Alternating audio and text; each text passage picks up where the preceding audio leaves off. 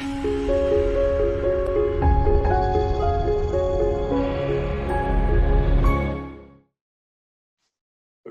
today we're going to be talking about headache and migraine solutions. And while it's going to be talking a little bit about headaches in general, it is mostly going to be focusing on migraine.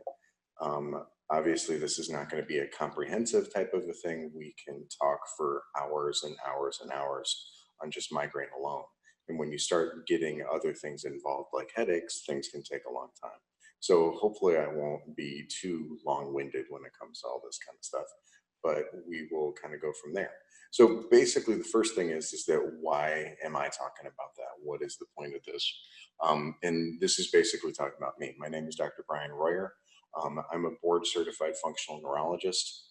I'm also certified in chiropractic sports medicine, and I have specialties, multiple different ones. I have a corrective exercise specialty. I have taken courses and been certified in Graston technique and kinesiotaping, and I also actually teach at the local community college here at Owens Community College. I teach anatomy and physiology. So this is one of those kind of things where I have like a special um, type of knowledge when it comes to that. And again, the specifically when we talk about headaches, because I have the specialty in functional neurology, that's not something that is easy to come by when it comes to specialties in chiropractic. So that is, it qualifies me a little bit differently than the average chiropractor.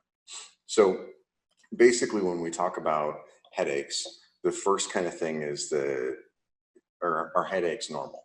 And that's something that a lot of people think. A lot of people believe that headaches are a normal kind of a thing for them to have on a regular basis. And that's not necessarily true. The general idea is that when it comes to headaches, is that you should be having a situation where um, you should be having a situation where you don't have headaches on a regular basis. So when I do my intake with people, I always go through the review of systems. And when it doesn't have headaches checked off, I'll always ask people about it. And typically what will happen is that people will look at the headache and they won't check it. And on occasion, not all the time, don't get me wrong, but a lot of times people will just be like, well, other than my normal headache, no. And the question is that are they normal? And they're not. Again, that's a dangerous misconception. There can be other kinds of things that are going on. And again, when it comes to headaches, especially when they're new and different stuff like that, you need to make sure that they get evaluated properly. So it's one of those kind of things to just pay attention to. And again, when it comes down to it, headaches are the ninth most common reason for someone to see a doctor. So it's important to make sure that you get yourself taken care of. Now, when it comes to headaches, headaches is actually like a generic type of a term. We're just talking about any kind of pain in the head. Covers all kinds of different categories. Migraines is one, and there's a couple of different types of migraines. There's eye strain headaches, there's weightlifters headaches, there's tension headaches, which is one of the more common ones. And then some of the ones that are a little bit less common are going to be things like cluster and sinus would be a little bit more common. But there's a couple of different types of headaches that are going to be in through there. Now, when you talk about how big of a problem headaches are, it's a huge problem. When it comes down to it, again, 75% of all people end up having a headache by the time they reach the age of 15. And again, 30% or more have had a migraine. Again, so that means that, kids under the age of 15 are getting migraines on a regular basis.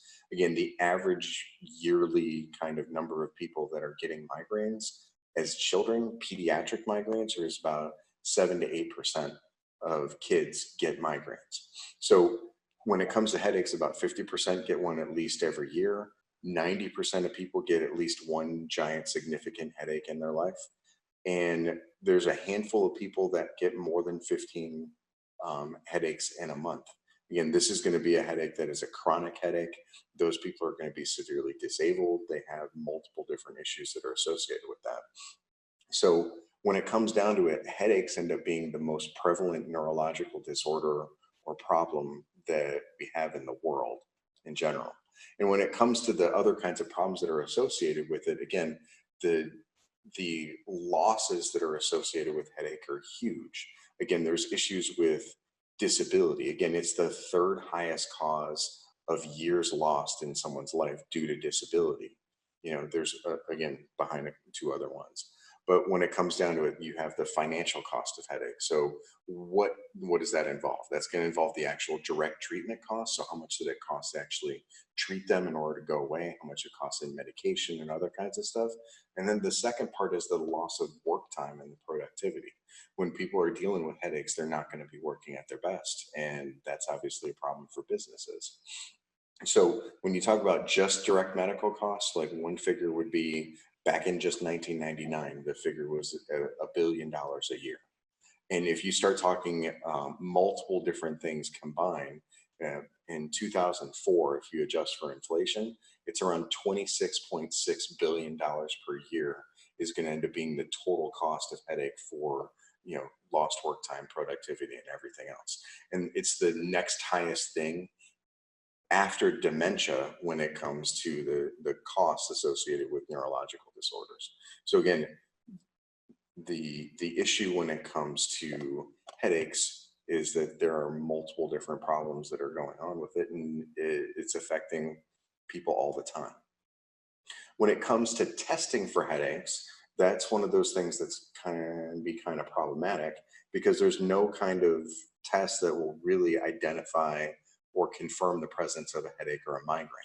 Basically, when you do the testing and the diagnosis, it's to look for other things to make sure that there's not something that's more serious or more problematic.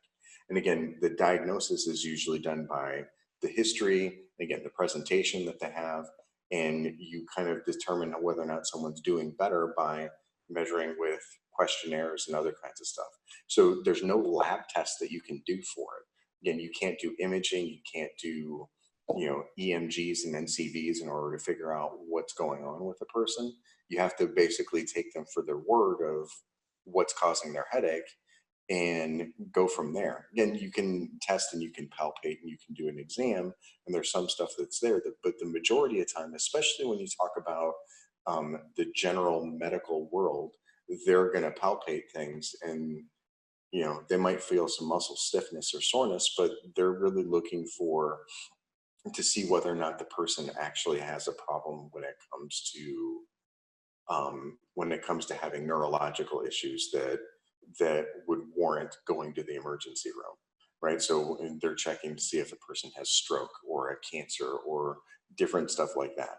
So when it comes down to it, there are some things that are different types of EEGs, so like when they do like put electrodes on the head, some of those can measure some cortical dysfunction, and even some of the other types of more advanced type of scannings like functional MRI or PET scans, they can show evidence of cortical dysfunction, but that's not something that's run most of the time. That's usually more of a research-based thing because they end up being too costly in order for people to get evaluated for treatment on a regular basis. So again, when it comes down to it, up to 2.2% of all visits to an ER were because of headaches. And again, 14% of those approximately undergo imaging. Usually it's going to be CT because they're looking for things like brain bleeds and stuff like that. And most of the time they have a benign diagnosis of something that ends up not being problematic. And that's 98% of the time. There's only 2% of the time that somebody would show up and they have something that's really, really scary that's going on. And again, of those people that are showing up to the ER, about 63% of them end up getting diagnosed with a migraine. So again, most people aren't going to need imaging is really what it comes down to. And again, the reason why people show up is that they're concerned about things being really, really wrong or that there's some other kind of problem. And, there's only an occasion that you really need to get imaging. And that's going to be, for example, when you end up having a red flag. And the red flags that are associated with headaches are typically going to be a sudden onset of headache. If it's a rapid onset and it happens within seconds where you don't have a headache and then all of a sudden you do, that's problematic. When it comes to headaches that start, if you don't really get headaches and then you end up getting a regular headache after the age of 50, that's something to get taken a look at. And again, if the increased frequency or the increased severity of a headache, so if you've had a headache for years and years and years and it's been basically consistent, and then all of a sudden now you end up having an increase in the severity of the headache or in the frequency, then that's going to be something to get taken a look at. A thunderclap headache. So again, another example of something happening like really, really, really quickly.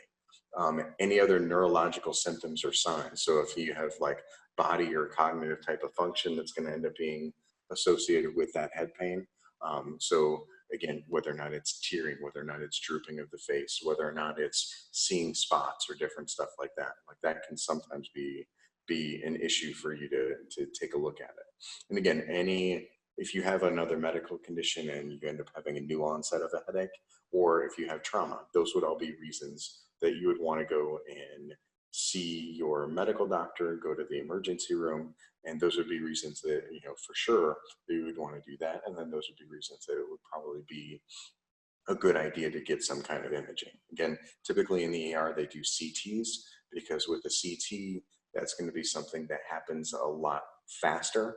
And, you know, and the other thing is that with MRIs is that you also have to worry about, metal being in the body and stuff like that. So there's different ways that you can do that. But again, that's a reason for someone to do a CT. So when it comes to headaches versus migraines, again, there's differences between the two of them. And what exactly are the differences? Now, basically, this is one of the ways that you can help to figure it out. Is that with a migraine is that typically things are located on one side of the body. So you just have one side of the body that you end up having the pain on. So the pain is just on one side of the face. Things don't typically happen bilaterally when it comes to a migraine. And then there's usually some of those other neurological symptoms that usually go along with it. But again, tension headaches is usually a band that's around here. You can have a cervicogenic headache that's again at the back of the neck. And again, that can also refer to the front of the head, but usually those are going to be a bilateral kind of a thing or on both sides. Again, you can have other things like cluster headaches or occipital neuralgias or trigeminal neuralgias and different stuff, but they usually end up being in very specific spots. But when it's the whole side of the face, again, that's when you're going to start talking about it being a migraine. Now, this is one of the ways that you can kind of figure out how stuff actually works, is that if you take a look at someone's symptoms and you're going to take a look at those symptoms, this is, again, usually how migraines end up being diagnosed, is that you depend on what does it feel like, right? Is it pulsing or is it throbbing? Then it might be a little bit more likely to be a migraine. If it's an ache or a pressure, then it could be more of a regular type of a headache. Again, there's a couple of different kinds, and we're not going to go too much into most of them, but that could be a tension headache or a cluster headache or other kinds of stuff. If it's just on one side of the head, again, it could be it could be an issue with a migraine. Again, that's one kind of thing that's there. If it's on both sides of the head, right? If there's other symptoms that are associated with it, then you can end up having a migraine that's associated with it. So like photophobia or phonophobia. Again, there's multiple different steps to it. But again, this is just one of the ways that you can classify how someone ends up having headaches. So migraine itself, again, is usually going to be on one side. It's usually pulsing. It's usually going to be severe. It's also going to last somewhere between 4 to 72 hours, depending on the person. And there's usually other kinds of issues. Again, the nausea, the phonophobia, or the photophobia. And the phonophobia is going to end up being, problems with sound, where you have a hard time with the hearing the sound. And then photophobia is going to be a hard time where you're afraid of the light, basically. And that's going to be a person that ends up having migraine without an aura. Those are also known as common migraines because those are going to be more common in general. So the other one is going to end up being a classic migraine, or called a migraine with aura. So about 20% of migraine patients end up having this transient neurological symptom, which is called an aura. And the general idea with that is that it usually is going to precede that headache, and you can have multiple different senses involved. Again, usually they're going to be visual types of senses, but it can be a couple of different things. So again, sometimes it can be dizziness, sometimes it can be a motor issue, sometimes it can be a speech deficit. So there's multiple different problems with that. Again, the the migraine is also going to have a very strong connection from a genetic standpoint, which is a little bit more linked with the migraine with aura cases versus the other cases. Now, the other thing that happens with a migraine is that with a migraine with aura, somebody that has that does have an increased risk factor for getting a ischemic stroke at some point later on in life.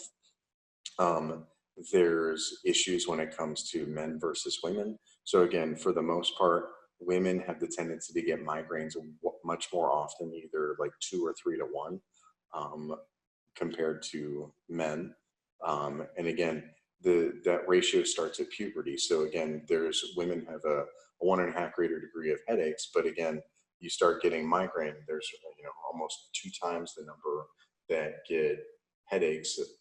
2 times the number of women that end up getting headaches compared to men. And it's the same thing with children as well.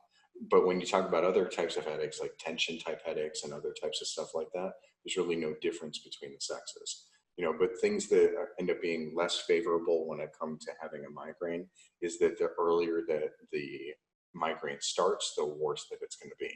Again, if there's other psychosocial stressors that are associated with it, and again, if there's other kinds of psychiatric comorbidities, like when you talk about, anxiety, depression, and other kinds of things like that. So again, it ends up being especially important in those people that have other kinds of psychological or psychiatric or psychosocial factors, that the person is also being looked at by somebody who is a specialist in that as well, whether or not it's a counselor, social worker, psychiatrist, psychologist, because especially with a chronic pain issue, is that you end up getting a nasty cycle that goes back and forth.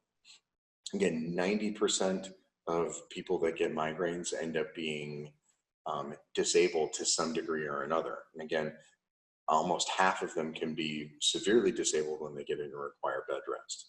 Again, this is extremely problematic, and again, it affects a lot of people.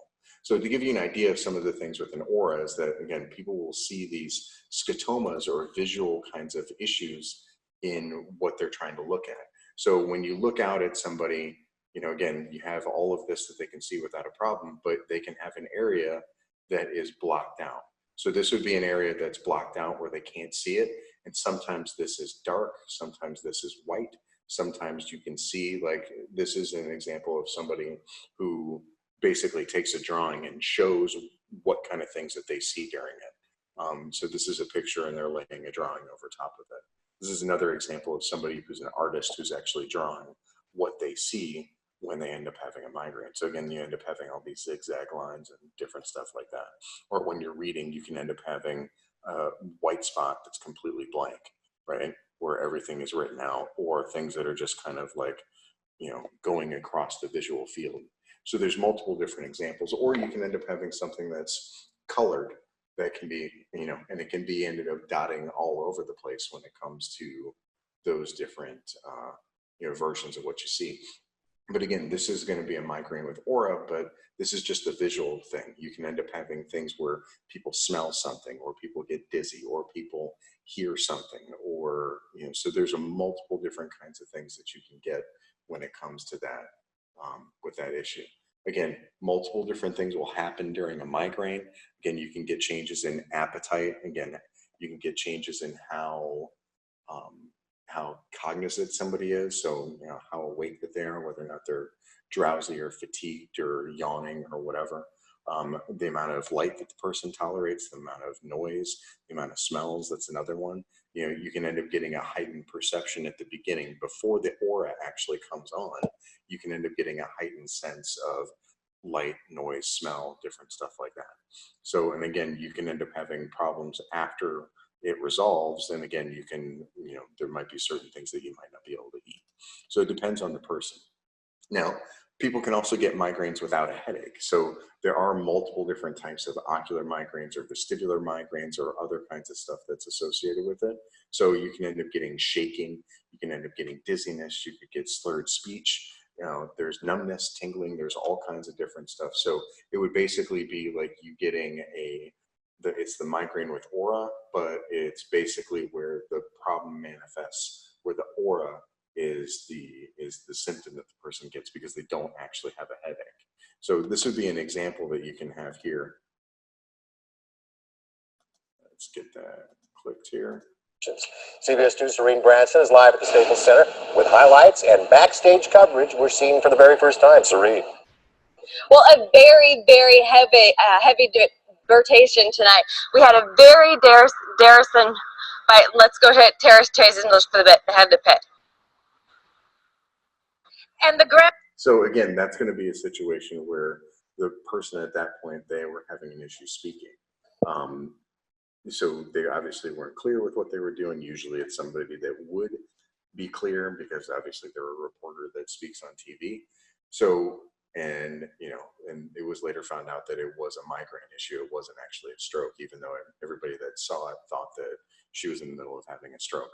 So again, there's multiple different things that goes with it. So when it comes to the area of the body that we're talking about, and when you talk about the face, you end up having this area that's the trigeminal nerve that's going to be dealing with everything that's basically like to the ear and basically in front of it, up to the top of the head and wrapped around. There's 3 different sections. There's the top section, the middle section, and then the lower section.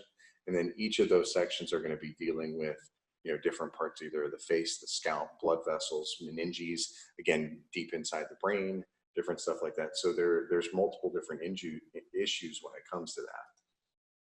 So the connections is that this trigeminal nerve is going to end up going into and feeding into a specific area of the neck. So without getting too technical with it, basically the idea is that you have this area for pain that comes from the face, and it goes into the head, it goes into the brain stem, and then the areas for pain actually dips down into the top part of the neck. The top part of the neck, there's basically a cross wiring that happens there.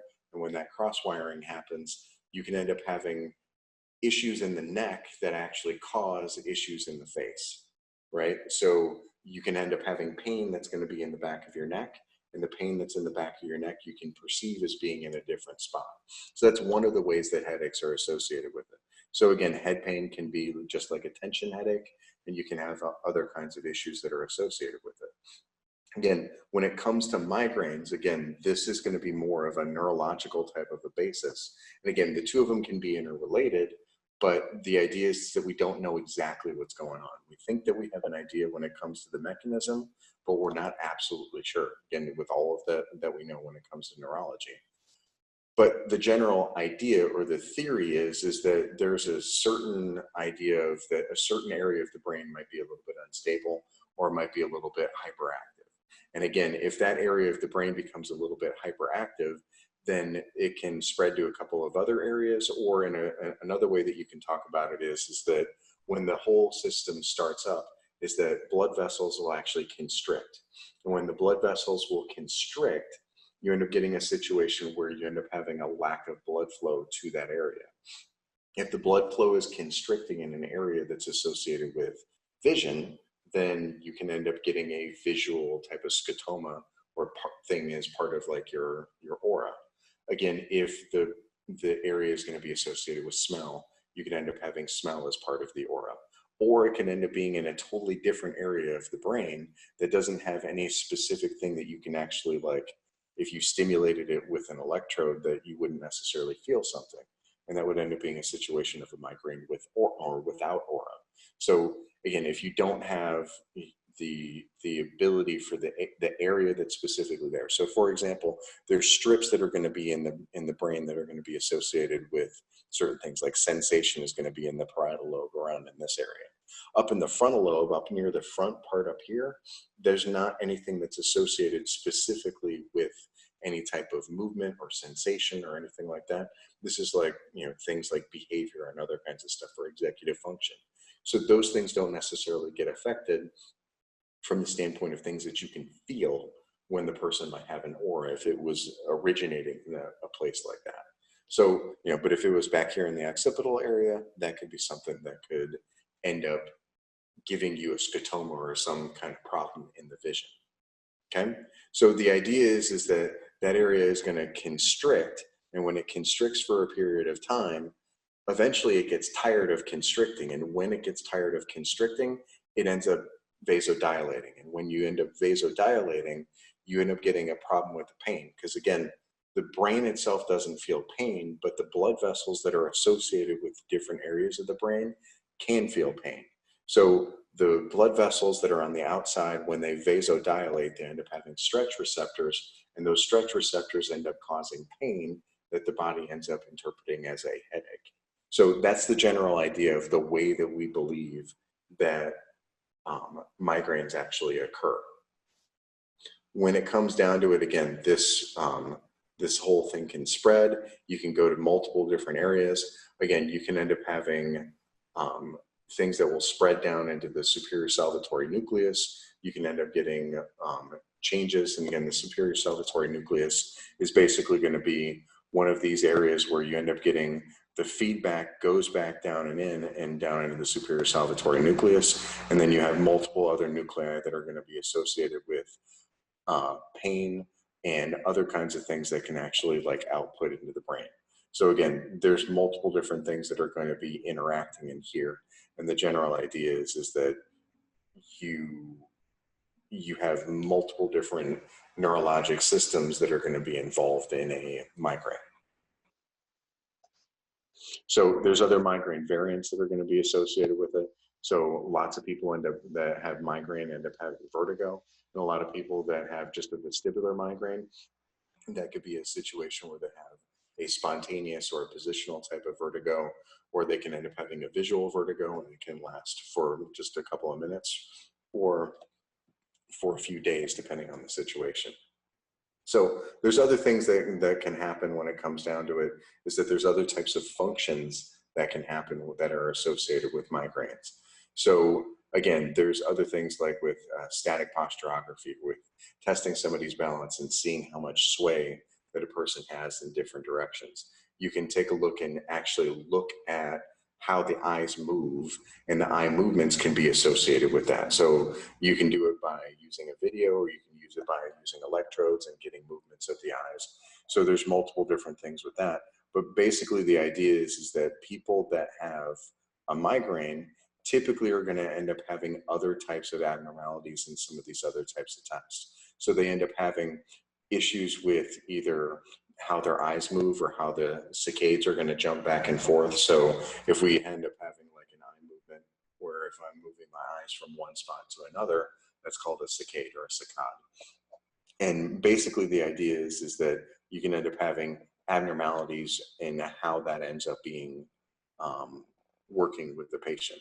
Again, the vestibular findings can end up being problematic as well. So again, people that end up having migraines oftentimes end up having problems with the vestibular areas. They can also have vestibular or problems with the cerebellar areas as well, which would be, again, someone's balance is off if it's a vestibular area. If your eyes are off, then you can end up having problems with being clumsy. And again, balance is going to be wired into that. And then the cerebellum is also going to be wired into being how clumsy someone might be, or something along those lines. So when it comes to treatment, there's a whole bunch of different options when it comes to treatment, and this would not be one of them that you would really want at all. Again, back way long time ago, they thought that if you actually like bored a hole in the skull, you could help take care of headaches and stuff like that. Not really something that you want. There's not going to be a lot of like ethics committees that are going to let us study that to see whether or not that's going to work. But obviously the first thing that people turn to for the most part is going to end up being medications. Usually people are going to talk about, some kind of medication, whether or not it be aspirin or, like the, ibuprofen, acetaminophen. They're obviously talking about naproxen.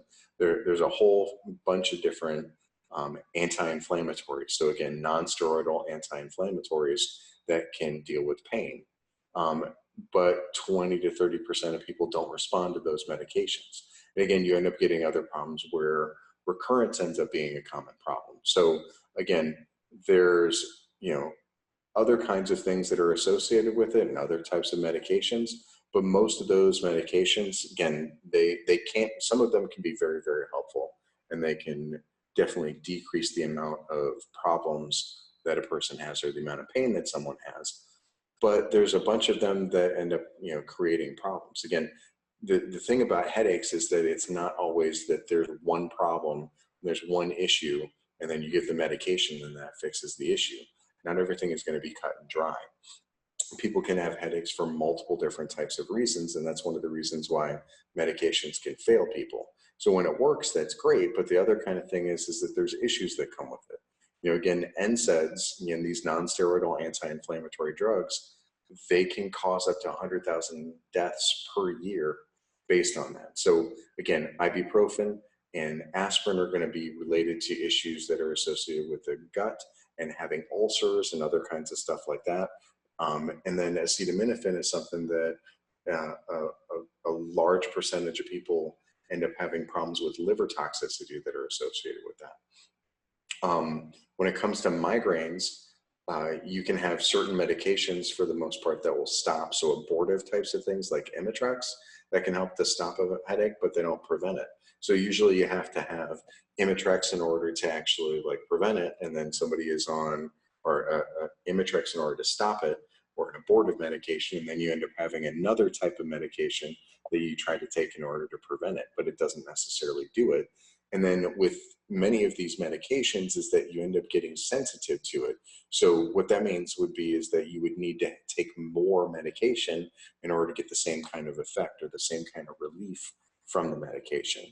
And then there's a whole different phenomenon called rebound headaches. And the rebound headaches end up being a situation where the person ends up being on the medication, and when they get off of the medication, they end up getting a headache in response to just being off of it because they've been on it for a long time.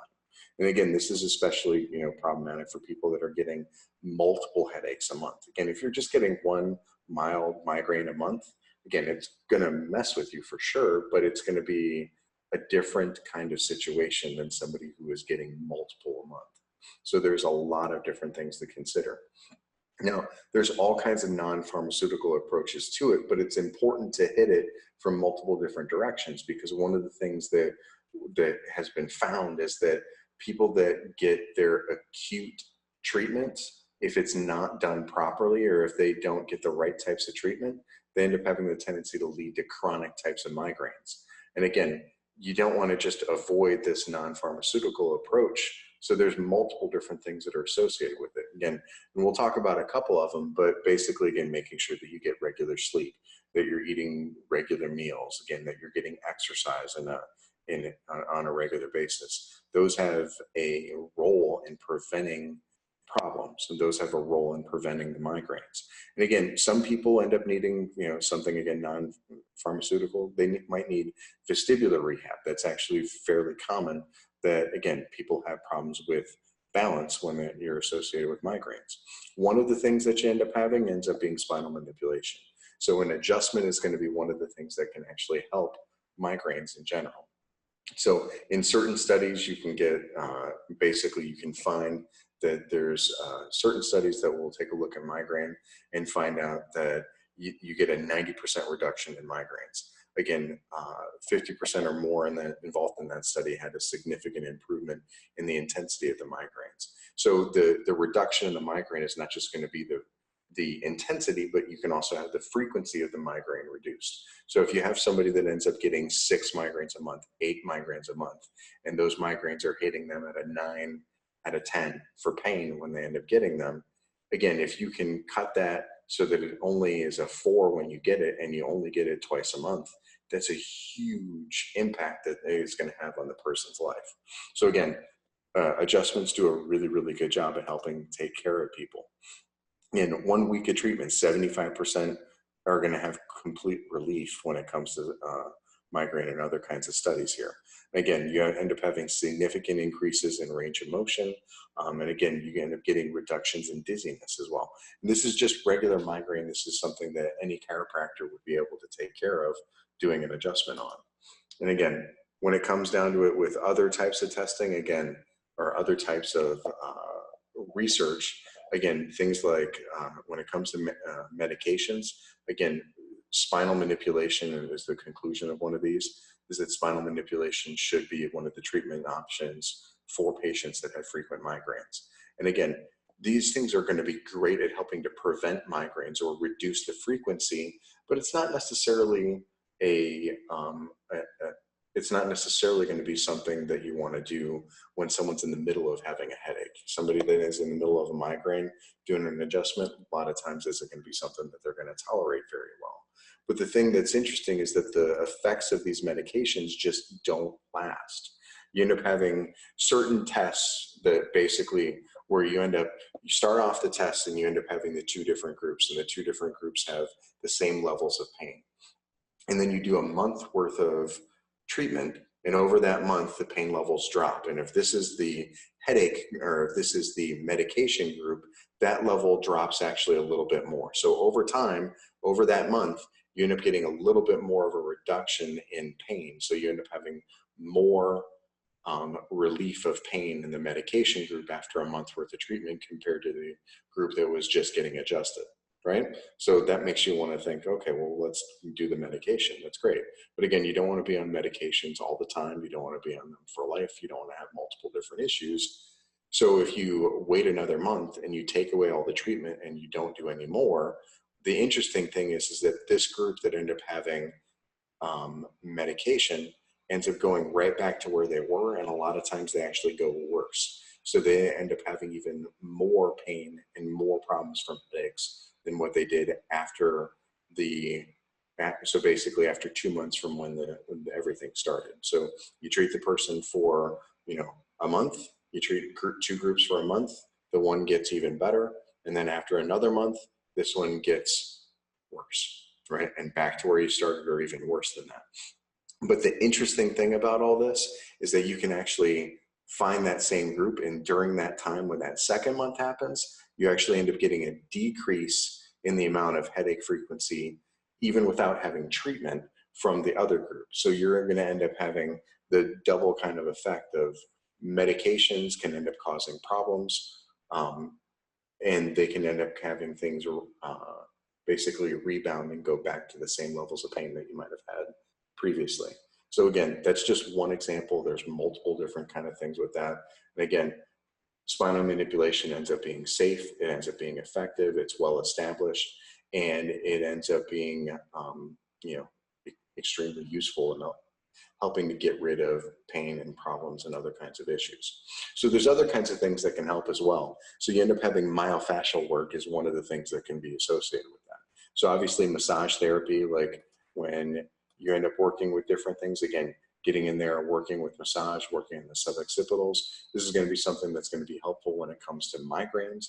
It's also going to be helpful when it comes to other types of headaches as well, just as manipulation is helpful for other types of headaches as well. You can have other types of things that are associated with Graston technique, where these metal types of tools can be used in different areas of the body to basically help to break up scar tissue and restrictions in the connective tissue that you have in the body in order to help things function more normally. So Graston technique is one. There's other types of assisted stretching exercises that you can do. We can use something called spray and stretch, where you spray cold on an area and help to stretch that out. Or things like ART, or active release technique, or what in our office what we would do would be pin and stretch technique. So again, pinning down a muscle, working through having different movements, and again, those are going to be multiple different things that can be helpful when it comes to getting treated. So again, all of this is helpful when it comes to migraine. This is something that you can actually do at home. So you can find something at home, and you can find this on Amazon. And basically, $20, you get basically this device. You put it here on the back of your head, and you can use that as a self type of manual release. And there's other types of things that you can get with some of the Theracanes and other kinds of stuff that you can use to kind of dig into different areas of the muscles of the neck and in the upper back and such. So those are going to be multiple different things that can be helpful. Therapeutic exercises are also going to be helpful. Again, exercise just in general is beneficial at reducing migraine frequency, but then you end up having issues with helping someone's range of motion, making sure that they have good strength in different areas of the neck, and making sure that this area in the back of the neck back here is going to end up being stretched out. And at the same time, you would end up getting the muscles in the front part of the neck stronger. So there's different stuff with that. That's something that you can actually look at I did something on upper cross syndrome and upper cross syndrome treatment, where you can end up taking a look at the Brugger's postural correction in order to figure out how you can actually do that exercise in order to help somebody out. Again, there's different muscles that need to be stretched, but another thing that ends up being something that's helpful is that aerobic exercise a lot of the times can end up making a headache that is starting up. You can actually shut it down just by doing exercise. Again, you start getting the pain reducing type of neurotransmitters, and that can help to shut it down. And again, when it comes to aerobic exercise, it would probably be better to do something like a stationary bike rather than going jogging or doing a real bike, because again, you have the risk of falling with a real bike, especially if you end up having problems and you're far away from, the home or something like that. But again, jogging wouldn't be as good, because again, you're going to end up having the impact from going up and down as you're running. So there's multiple things with that. So when it comes to breathing mechanics, that's another thing that's there. And this is something else that you can look at a little bit more on our YouTube channel. On the YouTube channel, there's another video that talks about breathing and screening for breathing, and then how to actually, make sure that you're taking a big, deep breath. So that's something that you can take a look at. So again, the general idea is that by breathing, again, breathing is actually going to be associated with the neck. So people that end up having problems breathing and having bad breathing mechanics will actually recruit some of the muscles in their neck to actually do some of the breathing. And when you recruit some of the muscles in the neck, that can actually translate up the chain and actually lead to headaches in through there. But there's a couple of different ways that you can test to see whether or not a person has good breathing mechanics. And again, the YouTube video would be one thing. Another one would be actually measuring around the chest and taking a big breath in and a big breath out, and then another big breath in, and checking to see whether or not you end up having 2 to 3 inches worth of excursion. So what that means is that if you put something around the chest, you should actually be able to breathe in and expand around the chest by around 2 to 3 inches when the person breathes. And that's gives you an idea of whether or not the person ends up getting an adequate type of breath or not. When it comes to diet and supplements and nutrition, again, there can be certain food triggers that are associated with it. And it's good to avoid the food triggers, which we'll talk about here in a second. There's making sure that you talk about an anti-inflammatory diet. Again, I have another YouTube video that talks about an anti-inflammatory diet and how you would actually go about doing that. There's ketogenic diets that can be helpful, and certain supplements. And again, with these supplements, you do have to be careful to make sure that there's no types of reactions to the medications that you're taking. But magnesium, butterbur, caffeine, again, making sure that a person is drinking enough, because again, dehydration ends up being an issue. And there's other types of migraine types of medication or supplements that you can take that can be helpful as well. So again, known food triggers, again, aged cheeses, salty foods, processed foods, aspartame, MSG would be an example. Some people end up having issues, obviously, with alcohol, especially like wines and red wines, because of the extra tannins that are in there. Some people have highly caffeinated beverages, and then you can also have other problems with skipping a meal can also trigger an attack. So again, it's an interesting thing, because again, certain caffeinated beverages will help to trigger it, but in other cases, caffeine is actually something that can help to treat it, depending on what the situation is.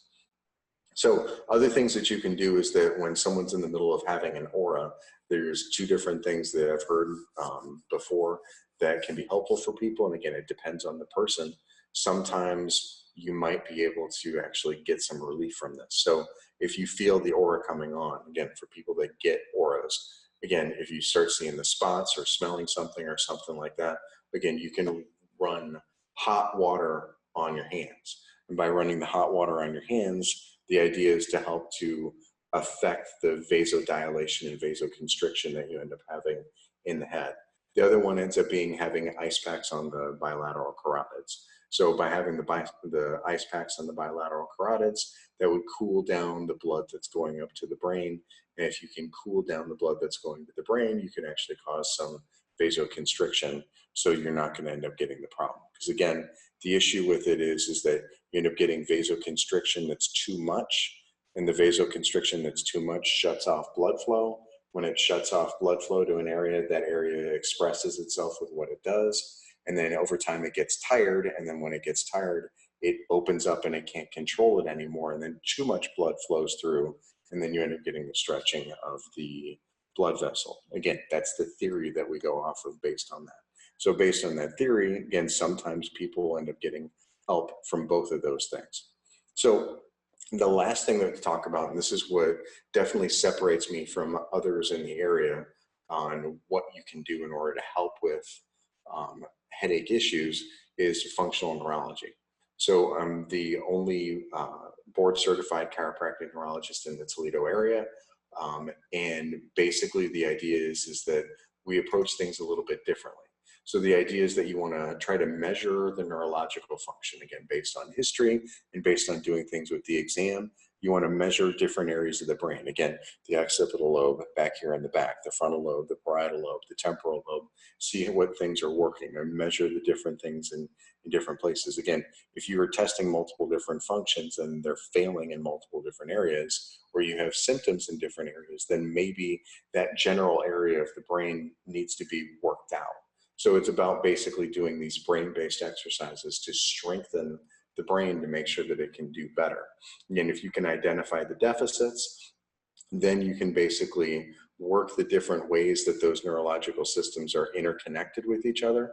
And then you try to target the therapies in order to go after some of those neurological deficits in order to improve the person's function and improve their life. That's the general type of idea of what happens with functional neurology. So again, you can end up having balance training. Again, the CMT is the chiropractic manipulative therapy. So again, you can do adjustments, you can do different stuff. You can do visual feedback, you can do eye movement exercises, you can do spinning in a chair, you can do sensory information. There's a whole host of different things that can happen, but these would be things that you start off in the office and then things that you do at home in order to help yourself get better. So again, it's just making sure that things are being done the right way.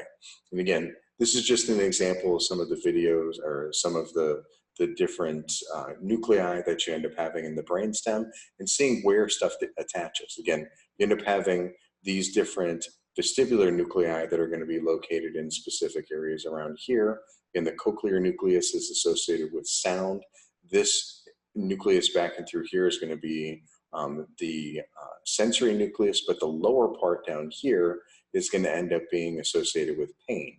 So again, you end up having pain that's down in through here, and you also have these other areas that are associated with shutting down pain that are going to be all associated with each other. So if you can work some of those things, it can end up being helpful for a person to get better. Again, in our office, the things that we're going to end up seeing are people that have vertigo and dizziness, people that end up having migraines, again, depression and anxiety, chronic pain, ADHD, autism, again, people that have had concussions in the past, and issues with stroke. Again, this is some of this. This is not saying that any of this is a replacement for other kinds of care, but it's things that can be helpful to help reduce the problems that people have and the disabilities that people have. Again, the idea is that if you have headaches, you do want to make sure that you get checked out by a health professional. You want to try to prevent the problem in the first place. Again, making sure that you're focusing on posture. Again, making sure that you have a good body weight, that you're exercising, which I'm going to do here in a little bit, and trying to do what you can in order to reduce stress. So if there's any questions, go ahead and leave a comment down below. Appreciate you watching the video, and I will talk to you later. Thank you very much. Bye.